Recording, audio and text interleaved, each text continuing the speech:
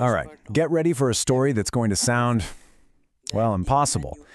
We're talking about a man who went to the very edge of life, crossed over into death, and somehow came back. This is the incredible story of Dinesh Yadav. So let me ask you something. Can a person, actually come back to life after they've died? It sounds like something out of a movie, right? But for one family in Madhya Pradesh, this wild question became their reality. And it really makes you wonder, where is that line between life and death? Okay, picture this. You're in a morgue, it's cold, it's sterile, you get the idea.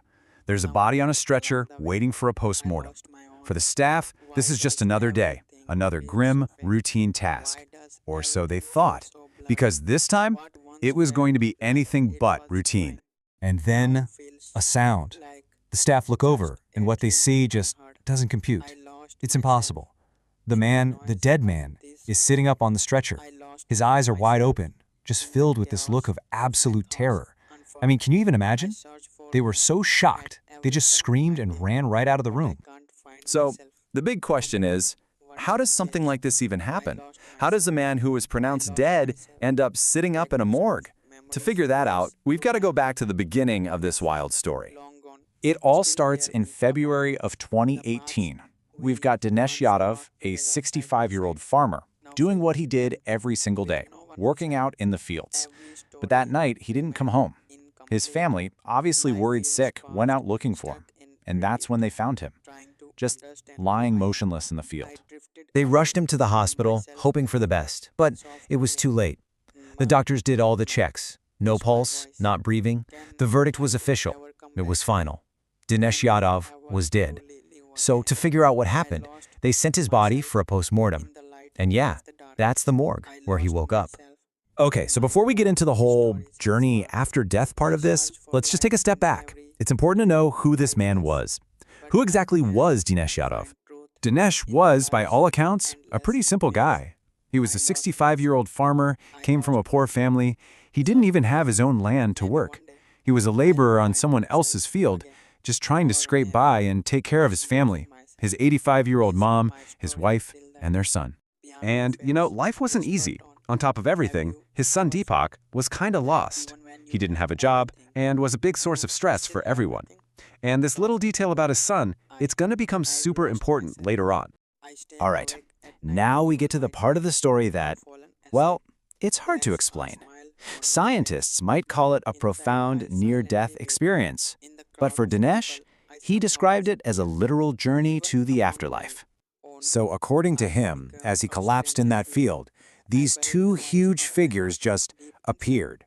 At first he thought, oh great, someone's here to help me. But no. He realized pretty fast that these were Yamdoots, the messengers of death from Hindu mythology. And they were there for one reason, to take his soul. And the way he described them, it's chilling. They were super tall, their bodies were pitch black, and they had these big, piercing red eyes. He said their voices were so harsh and terrifying, they could just freeze you with fear. He says the moment they pulled his soul from his body, the pain was just beyond words. He actually compared it to something he'd read about in religious texts, the pain of 21,000 scorpions stinging you all at the same time. I mean, can you even imagine? A total, agonizing separation of soul from body. And check this out. The second his soul took that first step forward with them, poof, everything from his life on earth was just gone. His name, his wife, his son, his whole identity, wiped clean. He was just a soul. No memories, no attachments to the world he just left. So this journey he was on, it was pure torment. First, he described walking on ground that was so hot it felt like walking on fire. Then he was forced to cross this river. But it wasn't water, it was filled with blood, flesh, and bones, and the smell was just awful. And the whole time, the only thing he could hear was this constant sound of people screaming in agony. Eventually, this path of pain led him to a huge, imposing door. And when he went inside, he was standing in front of this incredibly powerful being sitting on a giant throne. He believed it was Yamraj, the god of death himself. This was it. This was Judgment Day. And then, the moment that changed absolutely everything. The being on the throne looks at him and declares in this booming voice, "His time has not come. Send him back. It was all a mistake. According to Dinesh, they had the wrong guy. He wasn't supposed to be there yet. So as soon as that command was given, one of the messengers gives him this huge shove. Everything went black, and then snap. His eyes flew open. He wasn't in some other realm anymore. He was right back in his own body, lying on that cold metal stretcher in the morgue. You can imagine coming back from something like that. It had a huge, immediate impact, and not just on Dinesh, but on his whole family. It was, quite literally, a second chance at life. And remember his son, Deepak, the one who was kind of lost? Well, the change in him was maybe the most incredible part. Seeing his dad die and then just come back, it completely shook him up. This aimless kid totally transformed. He got a job as a truck driver, and get this, within 5 years, he owned 2 of his own trucks. He even started dreaming about opening his own transport company. He became the son his dad had always wanted him to be. And what about Dinesh himself? Well, for him, the whole experience gave him a new sense of purpose.